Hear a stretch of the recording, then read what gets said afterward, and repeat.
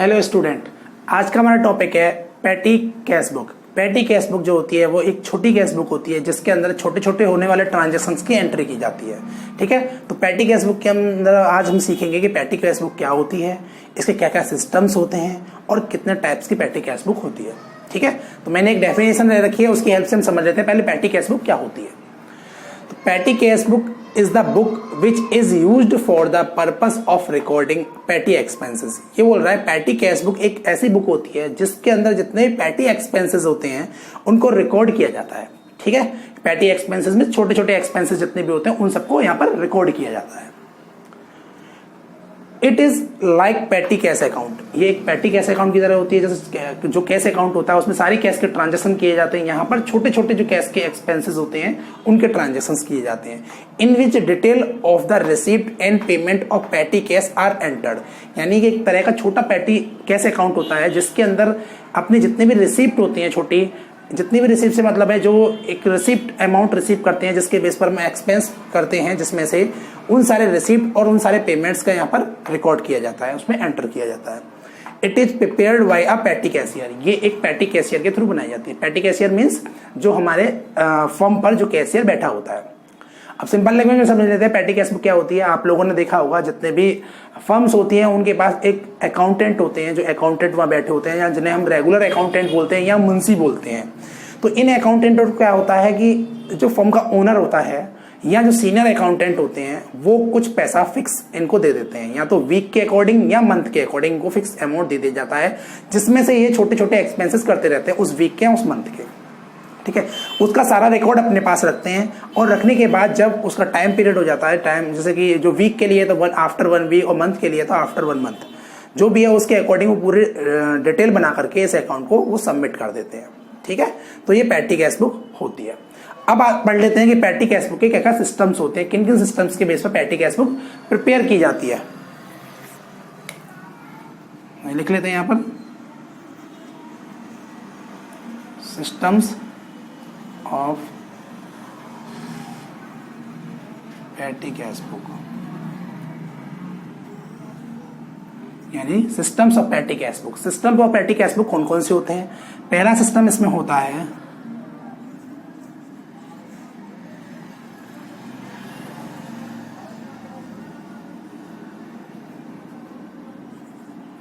Ordinary system of petty cash book.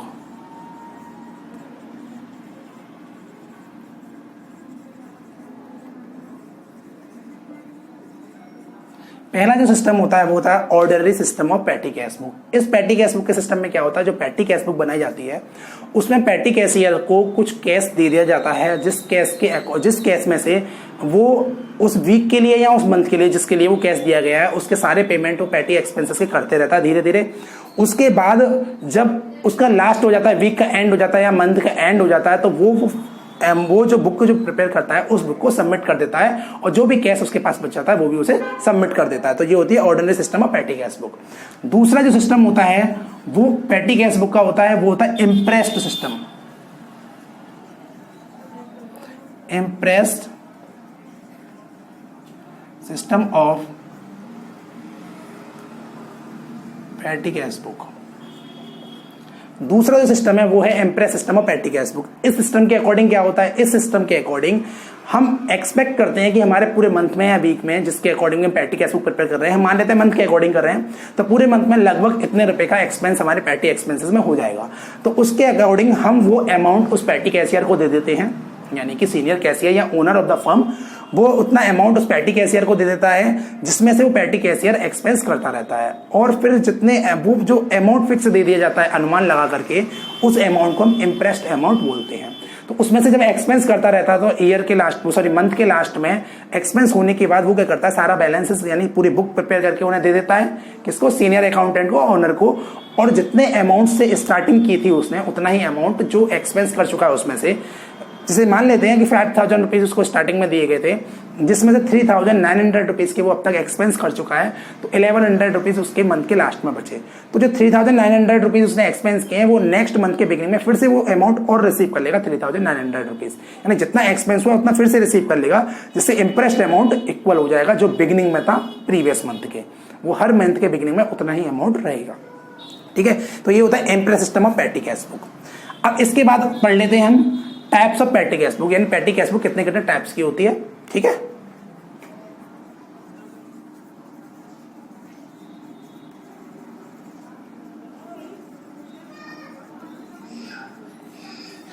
Next होते हैं types of petty cash book. तो patty cash book भी हमारे यहाँ पर 2 टाइप्स की होती है। कौन कौन से टाइप्स होते हैं?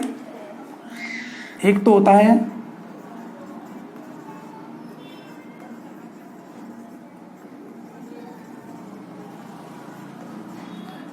Simple petty cash book. Simple petty cash book जो होती है वो सिंपली उसमें डेबिट साइड रिसीट कॉलम होता है, क्रेडिट साइड पेमेंट कॉलम होता है, और जितने भी कॉलम्स होते हैं सारे फिक्स होते हैं, यानी इसका फिक्स फॉर्मेट होता है। इसके अंदर जो भी पैटी कैशियर कैश रिसीव करता है उसकी एंट्री करता है, और जितने भी एक्सपेंस उसने किए होते हैं उन सबकी एंट्री कर देता है, और करने के बाद उसको रिकॉर्ड कर लेता है। ठीक है, दूसरी होती है अपनी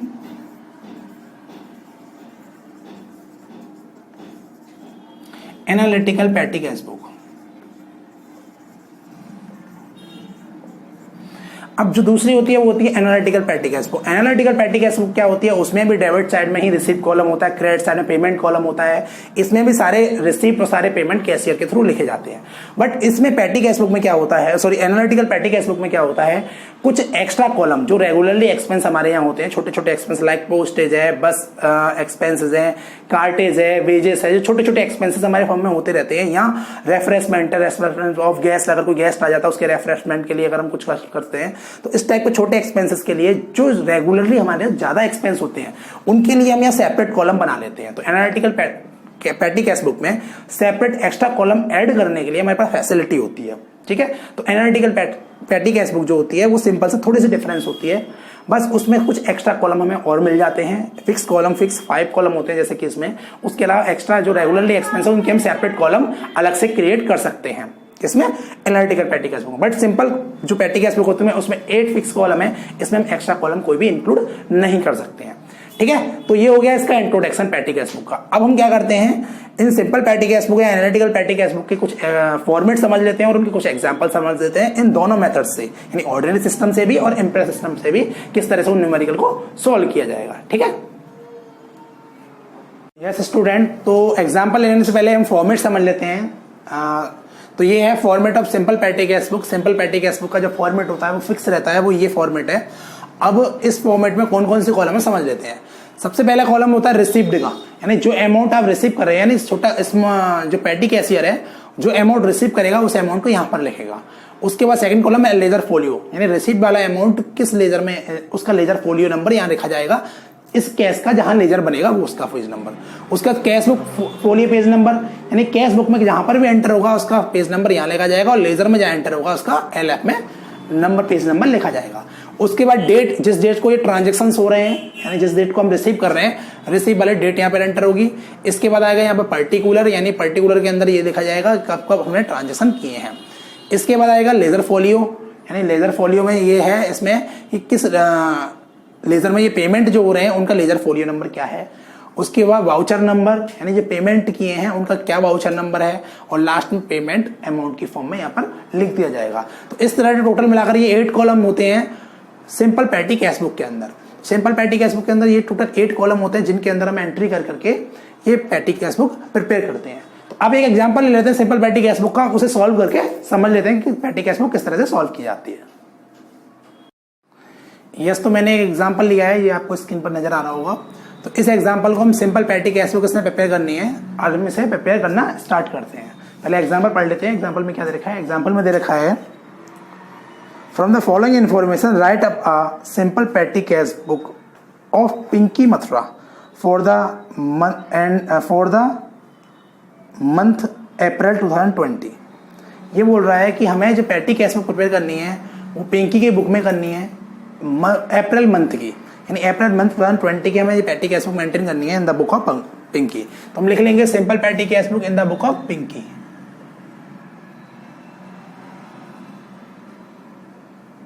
मथुरा, ठीक है। पिंकी मथुरा एक फॉर्म है जिसके यहाँ पर हमें ये सारी ट्रांजेक्शन की एंट्री करनी है, उन सारे ट्रांजेक्शन की एंट्री को करते हैं। तो पहले पढ़ लेते हैं। इसमें दे रखा है हमको सबसे पहले अप्रैल 1 को draw cash for the petty expense 3000 rupees, यानी कि 1 अप्रैल को हमें 3000 रुपीज मिले हैं पेटी एक्सपेंसेस करने के लिए, ठीक है। अप्रैल 3 को हमने पेड फॉर पोस्टेज किया है 300 रुपीज़। अप्रैल 5 को पेड टेलीफोन बिल किया है हमने 400 रुपीज़ का। अप्रैल 8 को हमने पेड किया है कार्टेज 140 रुपीज़ का। अप्रैल 9 को हमने पेड किया इलेक्ट्रिसिटी बिल 500 रुपीज़ का। अप्रैल 11 को हमने पेड किया सन्ड्री एक्सपेंसेस 100 रुपीज़ के। और अप्रैल 28 को हमने पेड किया टैक्सी फेयर 240 रुपीज़ का, ठीक है। इसके बेस पर हम इसे सॉल्व करते हैं और दोनों ही मेथड से, ऑर्डिनरी से भी और इम्प्रेस दोनों से ही समझेंगे इस तरह से क्या चेंजेस आते हैं इम्प्रेस्ड और ऑर्डिनरी में, ठीक है। पहले सॉल्व करना शुरू करते हैं। तो सबसे पहले तो हम लिख लेते हैं कि हमने डेट, फर्स्ट डेट को एंट्री हुई है 2020, पहले सबसे पहले ईयर लिखेंगे 2020, ठीक है। 1 अप्रैल को यहाँ पर एक एंट्री हो रही है। 1 अप्रैल को हमने क्या किया 3000 रुपीज रिसीव किए हैं, तो रिसीव वाले कॉलम में हम अमाउंट लिख देंगे 3000, यहाँ जाएगा टू कैश अकाउंट। कैशियर से हमने रिसीव किया, कैश अकाउंट से हमारे पास यहाँ पर अमाउंट आया, तो कैश अकाउंट यहाँ पर हम लिख देंगे कि हमने 3000 रुपीज रिसीव किए हैं। इसके बाद पेमेंट, जैसे डेट के अकॉर्डिंग पेमेंट लिखते जाएंगे। फिर है हमारा 3 अप्रैल को बाई, यानी कि जो हम रिसीव करते हैं तो उस टाइम 2 से एंट्री करते हैं और जितने पेमेंट करते हैं उनकी एंट्री बाई से करते हैं। तो उनके कॉलम के यहाँ अमाउंट जो ट्रांजेक्शन है वो लिखने से पहले हम बाई वर्ड का यूज कर लेते हैं यहाँ पर, ठीक है। तो सबसे पहला दे रखा है हमें पेड फॉर पोस्टेज, तो भाई पोस्टेज एक्सपेंस, पोस्टेज अकाउंट लिख देते हैं। पोस्टेज का पेमेंट किया तो हमने कितने रुपए किया है 300 रुपीज का, तो पेमेंट वाले कॉलम में 300 रुपीज हम यहाँ पर मेंशन कर देंगे। इसके बाद सेकंड हमें दे रखा है पेड टेलीफोन बिल, यानी कि अप्रैल 5 को जो हमारा हुआ है वो हुआ है bye telephone bill, telephone bill account. तो टेलीफोन बिल का हमने पेमेंट जो किया है वो कितने रुपए किया है 400 रुपीज का, टेलीफोन बिल में हम 400 रुपीज मेंटेन कर देंगे। इसके बाद नेक्स्ट हमारा हुआ है पेड फॉर कार्टेज, तो ये 8 अप्रैल को हुआ है अपना बाई कार्टेज अकाउंट, ठीक है। तो कार्टेज में हमने कितना पे किया है, हमने पे किया है यहाँ पर 140 रुपीज का, तो कार्टेज हम यहाँ मेंशन कर देंगे 140 रुपीज, ठीक है। तो कार्टेज का होगा। कार्टेज के बाद हमने किया है अप्रैल 9 को इलेक्ट्रिसिटी एक्सपेंसेस, तो यहाँ लिख देंगे 9 अप्रैल को बाई इलेक्ट्रिसिटी एक्सपेंसेस अकाउंट, ठीक है। तो इलेक्ट्रिसिटी एक्सपेंसेस जो हमने पे किए हैं वो हमारे पे हुए हैं 500 रुपीज के, तो यहाँ पर पेमेंट वाले कॉलम में हमने लिख दिया 500 रुपीज। इस पर 9 अप्रैल को हमारी एंट्री हुई है। 11 अप्रैल को पेड फॉर सन्ड्री एक्सपेंसेस, तो यहाँ पर लिख देंगे 11 अप्रैल को हम बाई सन्ड्री एक्सपेंसेस अकाउंट। कितना अमाउंट हमने यहाँ पे किया है सन्ड्री एक्सपेंसेस के लिए, हमने पे किया यहाँ पर 100 रुपीज, तो 100 रुपीज हम यहाँ पर मेंशन कर देंगे, ठीक है। 100 रुपीज पेमेंट करने के बाद अब हमारा क्या हुआ है यहाँ पर नेक्स्ट जो ट्रांजेक्शन है वो क्या ट्रांजेक्शन है हमारा, उसके अकॉर्डिंग हम यहाँ पर एंट्री करना स्टार्ट कर देते हैं। तो हमारा है नेक्स्ट है 28 को देखा टैक्सी फेयर, यानी कि 28 अप्रैल बाई टैक्सी फेयर। 28 अप्रैल को हमने टैक्सी फेयर पेमेंट किया है। कितने रुपए का पेमेंट किया है हमने 240 रुपीज का, तो पेमेंट वाले कॉलम में 240 रुपीज लिख देंगे। तो इस तरह से हमारे सारे रिसिप्ट एक हुई थी हमारी, बाकी ये सारे 3 और 6 पेमेंट हो गए हमारे। इसके अकॉर्डिंग हमने यहाँ पर एंट्री ये सारी यहाँ पर मेंटेन कर दी है। अब हम क्या करेंगे, अब हम करेंगे इनका टोटल। तो सबसे पहले टोटल कर लेते हैं कि टोटल कितना आता है एक्सपेंसेस का और टोटल इनकम का कितना आता है। तो थोड़ा सा स्पेस छोड़कर दोनों साइड इक्वल, बोथ साइड में सामने सामने इनका टोटल किया जाता है।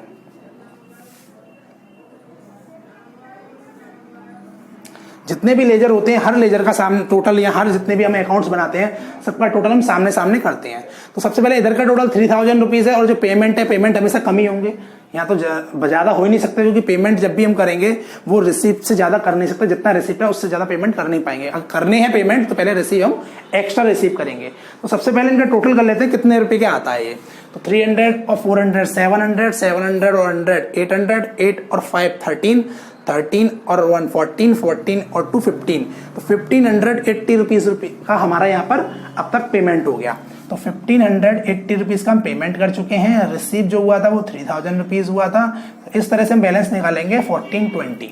हमारे पास जो बैलेंस निकल के आ रहा है, सॉरी फिर से टोटल कर लेते हैं,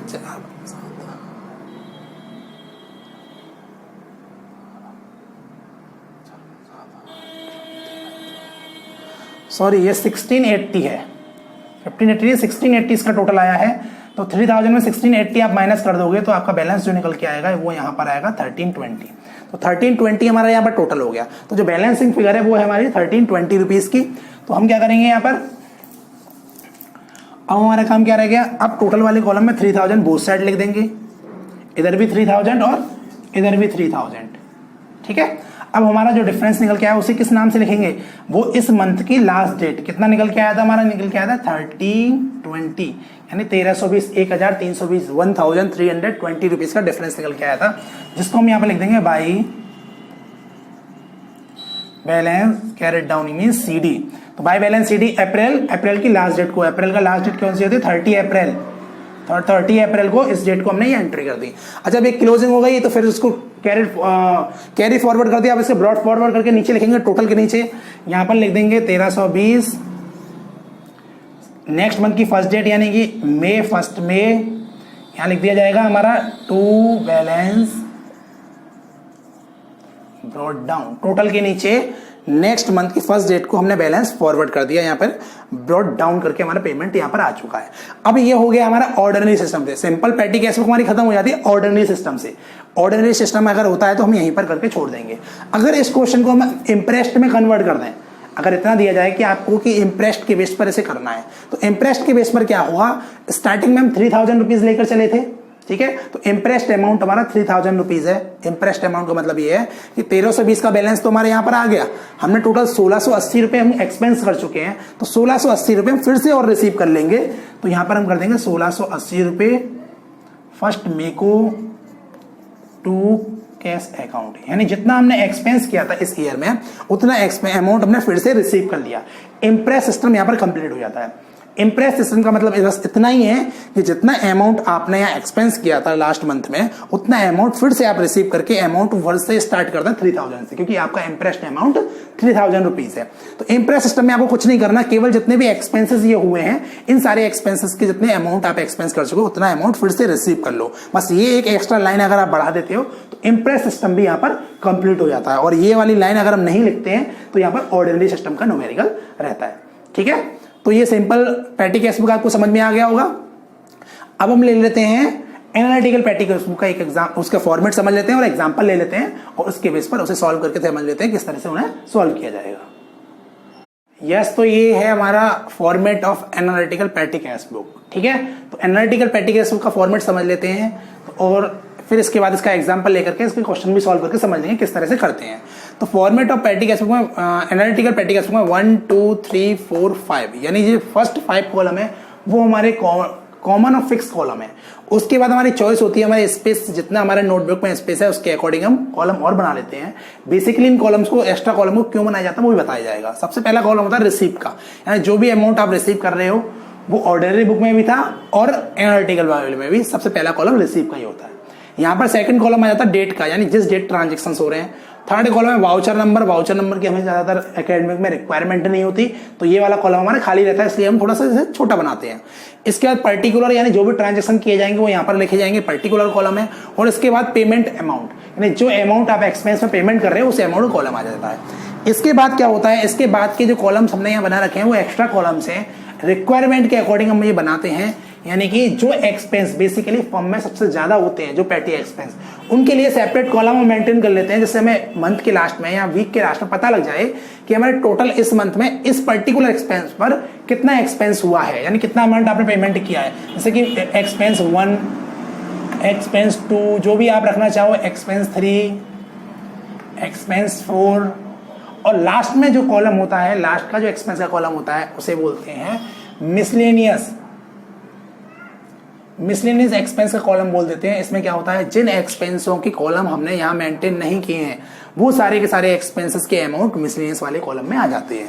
पेमेंट वाले कॉलम में तो सारे अमाउंट आते ही आते हैं, उनके बाद इन अकाउंटों में जब ट्रांसफर करते हैं तो जिन अमाउंट को, यानी जिन एक्सपेंस के लिए सेपरेट कॉलम हमने नहीं बनाया, उसको मिसलेनियस एक्सपेंडिचर वाले कॉलम में हम ट्रांसफर कर देते हैं। तो इस तरह से ये फॉर्मेट हो जाता है जिसमें एनालिटिकल पैटी कैश बुक का फॉर्मेट होता है और इसमें हम न्यूमेरिकल सॉल्व कर सकते हैं।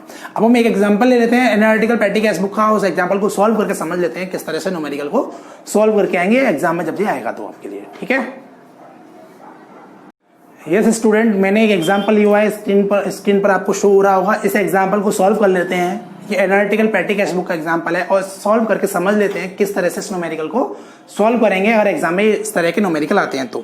ठीक है, तो सबसे पहले हम इसे पढ़ लेते हैं। इसमें दे रखा है prepare an analytical patty cash book on the impress system, यानी कि यहाँ पर याद रखेंगे इम्प्रेस सिस्टम ऑलरेडी क्वेश्चन में बोल रखा है, of Tanya Mathura from the followings, यानी तान्या फॉर्म है तान्या मथुरा जिसकी बुक्स में हमें ये एंट्री करनी है और एंट्री करके ये एनालिटिकल पैटी कैश बुक हमें मेंटेन करनी है। तो सबसे पहले हमने लिख रखा है ऊपर analytical patty cash book in the books of Tanya Mathura, तो यहां लिख देंगे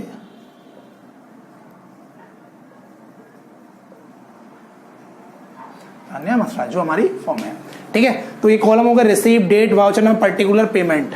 अब इसके बाद एक्सपेंस कौन कौन से हमें रखने हैं वो हम देख लेंगे, पहले न्यूमेरिकल पढ़ लेते हैं। अब न्यूमेरिकल में हमें दे रखा है सबसे पहले receive cash for petty expense, 1 फरवरी को हमें दे रखा है receive cash for petty expense, हमने 10,000 का किया है और 10,000 ही हमें इंटरेस्ट में इसको लेके चल रहा है। इसके बाद में हमें दे रखा है बस फेयर का दे रखा है, कार्टेज का दे रखा है, पोस्टेज का दे रखा है, wages, stationery, auto charge, repair, bus fare, conveyance, cartage है, स्टेशनरी है और रेफरेंसमेंट टू कस्टमर्स है, यानी कि रेफरेंसमेंट दे रखा है हमको। ठीक है, ये सारे एक्सपेंसेस हमें लाइन से दे रखे हैं डेट के अकॉर्डिंग। अब हम क्या करते हैं, अब इन न्यूमेरिकल को सॉल्व करते हैं, सॉल्व करके समझते हैं कि इसको किस तरह से सॉल्व किया जाएगा इस बुक के अंदर। ठीक है, अब हम ये देख लेते हैं कौन कौन से हमारे एक्सपेंसेस हैं जो ज्यादातर इस न्यूमेरिकल के अंदर हमारे हैं जो रिपीट हो रहे हैं बार बार। तो पहला तो हम ले लेते हैं कार्टेज, कार्टेज हमारा रिपीट हो रहा है तो कार्टेज एक्सपेंस के लिए हम एक कॉलम सेपरेट बना लेते हैं। दूसरा हमारा होता है फेयर, यानी बस फेयर जो दे रखा है हमें उसका भी हमारा कॉलम रिपीट हो रहा है, एक मतलब एक्सपेंस रिपीट हो रहा है तो हम उसको उसके अकॉर्डिंग कर लेते हैं। तीसरा हमारा स्टेशनरी भी रिपीट हो रहा है, स्टेशनरी के लिए एक कॉलम बना लेते हैं। बाकी और तो कोई एक्सपेंस ऐसा रिपीट नहीं है लेकिन फिर भी एक खाली बचा तो उसे कन्वेंस के लिए बना लेते हैं। ठीक है, आप कुछ भी लगा सकते हो, ऐसा कुछ नहीं है कि मैंने जो एक्सपेंसेस लिखे हैं आपको वही लिखने हैं, आप जो चाहें उन एक्सपेंसेस का नाम यहाँ पर दे सकते हो अपने अकॉर्डिंग। ठीक है, क्वेश्चन के अकॉर्डिंग। यहाँ पर अगर न्यूमेरिकल में बोला हुआ है इन पर्टिकुलर एक्सपेंस का आपको टोटल बताना है तो पर्टिकुलर उन एक्सपेंस के टोटल उन एक्सपेंसेस का नाम लिखोगे। लेकिन अगर एग्जाम में आपको ये नहीं बता रखा पर्टिकुलर किस एक्सपेंस का आपको वहां पर टोटल लिखना है तो आप क्या करेंगे, वहां पर आप यहाँ पर अपनी मर्जी से कोई भी एक्सपेंस का कॉलम बना सकते हैं। ठीक है, अब हम करना स्टार्ट करते हैं। इसके एग्जांपल किस तरह से करते हैं, सबसे पहले हमें लिखना है यहाँ पर जो 1 फेब को हमारा ट्रांजैक्शन हुआ है, सबसे पहले हम डेट में लिख देते हैं ईयर 2020। 1 फरवरी को हमारा ट्रांजैक्शन जो हुआ है वो हुआ है receive cash for petty expense, petty expense के लिए हमने कैश यहाँ पर रिसीव किया हुआ है तो एंट्री लिखते हैं उसके लिए एंट्री क्या लिखेंगे, सबसे पहले अमाउंट लिख लेते हैं 10,000 रुपीज हमने यहाँ पर रिसीव किया तो 10,000 टू कैश अकाउंट। रिसीव किया तो रिसीव वाली साइड में इसका 10,000 रुपीज हमने यहाँ पर लिख दिया है कि 10,000 रुपीज हमको रिसीव हुए थे। ठीक है, अब क्या करते हैं, अब आगे बढ़ते हैं। आगे क्या दे रखा है, हमें दे रखा है यहाँ पर कि पेड फॉर बस फेयर, यानी कि नेक्स्ट 5 फेब को हमें दे रखा है पेड फॉर बस फेयर तो हम लिख देते हैं यहाँ by bus fair account. By bus fair के लिए हमने यहाँ पर 50 रुपीज का पेमेंट किया था, पेमेंट वाले कॉलम में 50 रुपीज हम यहाँ पर लिख देंगे। आगे बढ़ते हैं, आगे दे रखा है 6 फेब को हमें दे रखा है बाई कार्टेज के लिए दे रखा है तो 6 फेब को कार्टेज हमने पे किया है तो बाई कार्टेज अकाउंट। तो कार्टेज में जो हमने पे किया है वो 250 रुपीज पे किया तो 250 रुपीज हम यहाँ पर पेमेंट में लिख देंगे। आगे हमें दे रखा है पेड फॉर पोस्टेज, यानी कि 8 फेब को हमें दे रखा है पेड फॉर पोस्टेज तो हम लिख देंगे बाई पोस्टेज अकाउंट। तो 8 फेब को हमारे पोस्टेज जो दे रखा है वो कितने का दे रखा है 500 रुपीज का तो यहाँ पर 500 रुपीज हम मेंशन कर देंगे।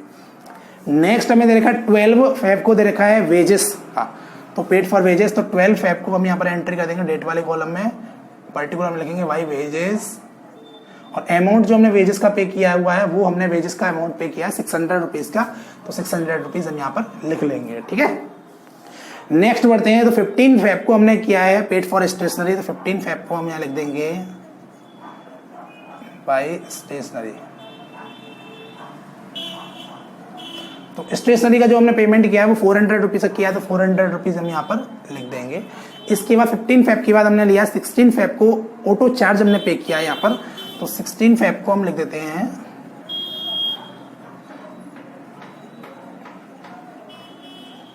Auto charges account. Auto charge जो हमने यहाँ पर पे किया है वो किया 200 रुपीज का, तो अमाउंट में 200 रुपीज हम पेमेंट कॉलम में एंटर कर देंगे। इसके बाद हमने किया है 18 फेब को किया हमने रिपेयर का, तो 18 फेब को हम कर देते हैं पेमेंट फॉर रिपेयर के लिए बाई रिपेयर एक्सपेंस अकाउंट लिख देते हैं, रिपेयर अकाउंट लिख देते हैं, कुछ भी कोई प्रॉब्लम नहीं है। अच्छा, रिपेयर हमने कितने रुपए का किया है यहाँ पर, रिपेयर जो किया गया 1500 रुपीज का हमने रिपेयर किया है, तो 1500 रुपीज का हम यहाँ पर लिख देंगे। 1500 रुपीज पेमेंट वाले कॉलम में हमने एंटर कर दिया। रिपेयर के बाद 20 फेब को हमने पेमेंट किया है बस फेयर का फिर से, तो 20 फेब को एंट्री कर देंगे बाई बस फेयर अकाउंट। तो बस फेयर में हमने 20 फेब को जो पेमेंट किया वो किया 100 रुपीज का, तो पेमेंट वाले कॉलम में 100 रुपीज हम एंटर कर देंगे। अब इसके बाद आता है हमारा 20 फेब के बाद 22 फेब, जिसमें हमने कन्वेंस के लिए पेमेंट किया है, तो 22 फेब को हम लिख देंगे बाई कन्वेंस अकाउंट। तो कन्वेंस में हमने पेमेंट कितना किया 300 रुपीज का, तो यहां पर हम लिख देंगे 300 रुपीज। इसके बाद हमारा 22 फेब का हो गया। उसके बाद 23 फेब को हमने कार्टेज पे किया है फिर से, तो कार्टेज में एंट्री कर देंगे 23 फेब को बाई कार्टेज। ठीक है, तो कार्टेज हमने जो पे किया है वो 300 रुपीज का किया है यहां पर। ठीक है, तो उसके बाद हमारा आता है कि कार्टेज के बाद 24 फेब को हमने स्टेशनरी के लिए पेमेंट किया है, तो 200 रुपीज का, तो वो लिख देते हैं 24 फेब को बाई स्टेशनरी। स्टेशनरी अकाउंट हमने पे कितने का किया था 200 रुपीज का, 200 रुपीज हमने यहां पर लिख दिए। लास्ट 29 फेब को हमें दे रखा है रेफ्रेशमेंट का, रेफ्रेशमेंट हमने पेमेंट किया 500 रुपीज का, तो 29 फेब को हम एंट्री कर देंगे बाई रेफ्रेशमेंट। तो रेफ्रेशमेंट अकाउंट जो हमने किया है वो 500 रुपीज का रेफ्रेशमेंट हमने यहाँ पे किया है। ठीक है, इतना वर्क हमारा हो गया, यानी क्वेश्चन में से हमने सब कुछ यहाँ मेंशन कर लिया। अब जो कॉलम हमने यहाँ पर एक्स्ट्रा बनाए थे उन कॉलम को फिलिंग करने का काम शुरू होगा। तो हमने किस किस चीज के कॉलम बनाए थे, कार्टेज का, बस फेयर का, स्टेशनरी, कन्वेंस, और जिसका नहीं बनाया वो मिसलेनियस एक्सपेंस। तो अब हम क्या करेंगे, इस जो एक्सपेंस है ना, एक्सपेंसों के अकॉर्डिंग हमने टोटल पेमेंट में तो सारे पेमेंट लिख दिए, अब उनको उनके पर्सनल कॉलम में भी ट्रांसफर करेंगे। जैसे कि बस फेयर वाले कॉलम में चला जाएगा 50 रुपीज बस फेयर का हुआ था। ठीक है, कार्टेज वाले कॉलम में आ जाएगा 250, अपने ट्रांजेक्शन के जस्ट सामने ही अमाउंट ट्रांसफर होगा और कहीं नहीं होगा। पोस्टेज के लिए हमने नहीं बनाया, तो पोस्टेज 500 रुपीज सीधे ट्रांसफर हो जाएगा एक्सपेंस वाले, मिसलेनियस एक्सपेंस वाले कॉलम में, क्योंकि पोस्टेज के लिए हमने सेपरेट कॉलम नहीं बनाया है। ठीक है, वेजेस 600 रुपीज के लिए कोई सेपरेट कॉलम नहीं है, तो ये भी मिसलेनियस में चला जाएगा। स्टेशनरी 400, इसके लिए सेपरेट कॉलम है, तो अपने कॉलम में 400 रुपीज आ जाएगा स्टेशनरी। ऑटो चार्ज के लिए 200 के लिए हमने कोई सेपरेट कॉलम नहीं बनाया, तो वो सीधे मिसलेनियस एक्सपेंस में चला जाएगा। इसके बाद हमारा रिपेयर एक्सपेंस 1500 रुपए, इसके लिए भी हमने कोई नहीं बनाया, तो सीधे 1500 रुपए रिपेयर में सीधे से अलग से चला जाएगा मिसलेनियस में। इसके बाद हमने बस फेयर 100 रुपीज, जिसके लिए हमने सेपरेट कॉलम बनाया हुआ है, तो इसमें 100 रुपीज हम मेंटेन कर देंगे। इसके बाद आता है नेक्स्ट कन्वेंस 300 रुपीज, कन्वेंस का भी हमने सेपरेट कॉलम बनाया है, तो कन्वेंस में भी हम 300 रुपीज लिख देंगे। इसके बाद कार्टेज का हमने 300 रुपये किया है, जिसका सेपरेट कॉलम हमारे पास है, फर्स्ट कॉलम ही है, इसमें 300 मेंटेन कर देंगे। इसके बाद स्टेशनरी का हमने सेपरेट कॉलम बनाया हुआ है, तो स्टेशनरी में फिर से 200 रुपीज की एंट्री और कर देंगे। रेफ्रेशमेंट का सेपरेट कॉलम नहीं है, तो ये चला जाएगा सीधे मिसलेनियस एक्सपेंसेस में। तो इस तरह से हमारे सारे एक्सपेंसेस की एंट्री हमने यहाँ पर कर दी है। अब हम क्या करेंगे, अब इन सारे कॉलम्स का टोटल किया जाएगा। जितने भी कॉलम्स हमने यहाँ बनाए हैं, इन सारे कॉलम्स का हम यहाँ पर टोटल करेंगे। ये लाइन थोड़ी सी टेढ़ी हो गई, मैं ठीक कर लेता हूं इसे।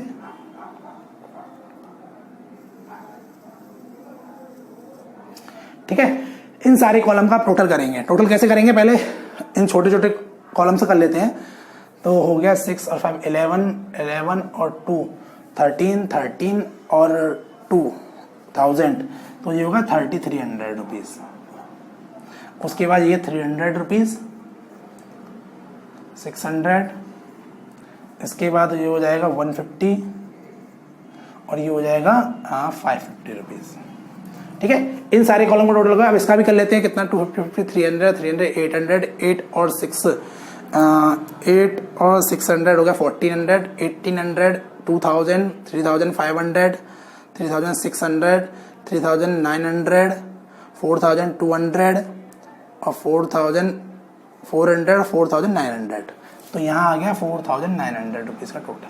ठीक है, ये टोटल होगा सारे एक्सपेंसेस के कॉलम के। अब ये 4 इस तरह से हमने टोटल किया 4900। अब इस तरह से भी अगर टोटल करेंगे इन सारे कॉलम्स का तब भी 4900 ही आएगा, क्योंकि ये सारे एक्सपेंस ही हमने इन कॉलमों में ट्रांसफर किए थे। तो 4900 आ गया। अब थोड़ी सी स्पेस छोड़ने के बाद टोटल की लाइन खींच देंगे यहाँ पर, सॉरी सिंगल लाइन, और नीचे डबल लाइन। सेम इसके सामने रिसीट वाले कॉलम में भी इस तरह से क्लोज कर देंगे इसको। अब टोटल करेंगे, टोटल 10,000 है, 10,000 हम यहाँ पर लिख देंगे टोटल वाली कॉलम में, सेम 10,000 इधर।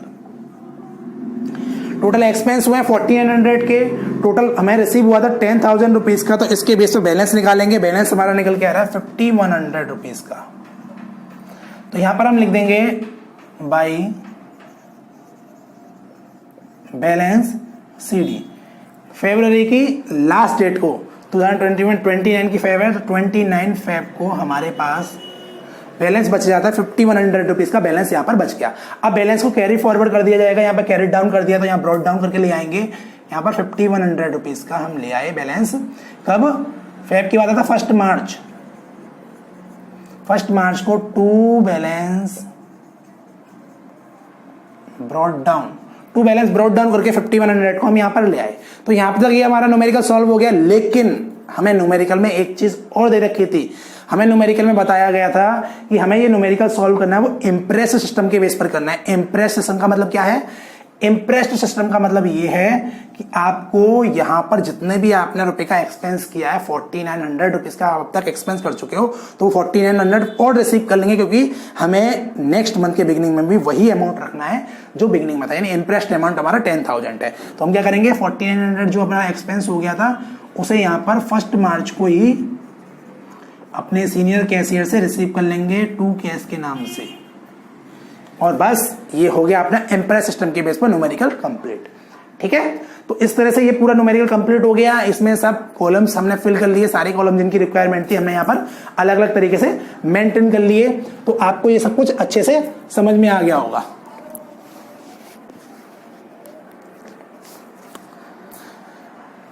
ठीक है, अगर आपको फिर भी कोई डाउट होता है तो आप अपने डाउट्स हमसे कमेंट बॉक्स में जाकर के कमेंट करके पूछ सकते हैं। ठीक है, आपको ये वीडियो कैसा लगता है, किस तरह का लगा, आप अपना फीडबैक हमें आप कमेंट बॉक्स में जाकर के कमेंट करके अपना फीडबैक दीजिए।